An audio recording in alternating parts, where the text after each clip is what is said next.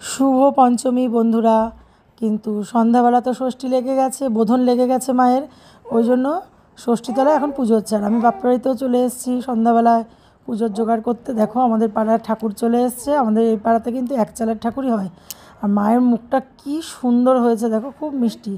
আর এই যে বেলতলাতে মা এসে যেহেতু থাকেন, ওই জন্য ষষ্ঠীর পুজো হচ্ছে। দেখো মোটামুটি রেডি হয়ে গেছি, মানে রেডি করে ফেলেছি পুজোরটা।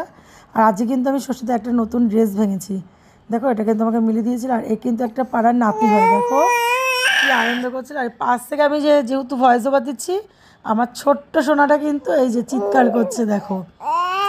আর এখানে দেখো পুজো হচ্ছে, আমি আর মালিদি পুজোর জোগাড় করেছি। আর এইখানে বাচ্চারা সব খেলাধুলা করছে। একটু পরেই মিষ্টি চলে আসবে দেখো আমার সঙ্গে ফটো তোলার জন্য। আমার সোনাই এখন নেই, কিন্তু সোনাই একটু পরেই আসবে। আর এইবার আগে অন্যান্য জায়গা মানে আরেকটু দূরে পুজো হতো ষষ্ঠী পুজোটা, কিন্তু এবার একটু সামনেই হয়েছে। আর আমি আর ঠাকুরমশাই কিন্তু ইট দিয়ে অনেকটা আগে উঁচু করে দিয়েছি। কেন বলো তো, বৃষ্টির সংকেত আছে, যেহেতু বৃষ্টি হলে তো এক হাঁটু জল হয়ে যাবে, ওই জন্য আমরা একটু ইট দিয়ে উঁচু করে নিয়েছি। আর এই যে ও একটু কান্নাকাটি করছিল বলে ওর সঙ্গে একটু ইয়ার্কি করছিলাম আমি বসে বসে। তা যাই হোক, দেখবে এই যে মিষ্টি চলে এসছে, গলা জড়িয়ে আমাকে একটুখানি ফটোও তুলে নিল, একটু আদরও করলো।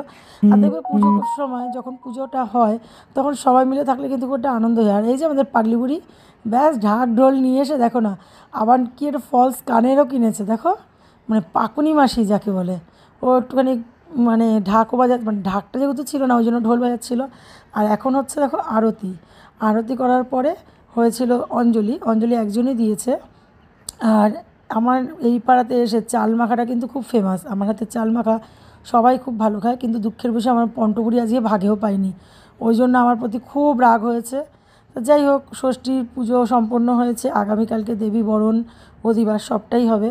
তার তোমাদের সবার শারদীয়ার প্রীতি ও শুভেচ্ছা সবাইকে। আর সবার